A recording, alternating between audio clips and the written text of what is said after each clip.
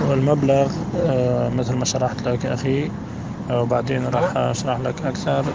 هو القريب لأبو أحمد فيه 10,000 دينار، وسلمته 8,000 بالشيك يعني، ولكن كان بده أنه نكمل له 2000 دينار.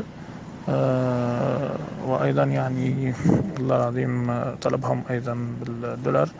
علشان كده أنا توا راح أتصل في أختي هدى والتقي فيها، يعني مو موجود.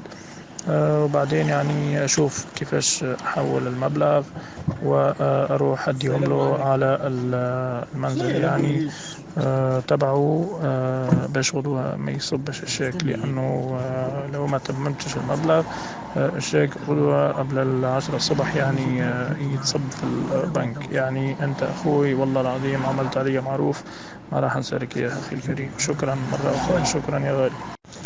يعني بعدين إن شاء الله لما أكون مسلمه المبلغ ومحول، راح يسلمني نسخة السك، وهيك يعني تنتهي المشكلة وتبقى بعلاقتي بأبو أحمد علاقة ممتازة، لأنه هذا قريبه وأنا ما أريد أخسر الرجل، لأنه كسبان الرجال يعني مو سهل أخي الكريم مثل ما تعرف.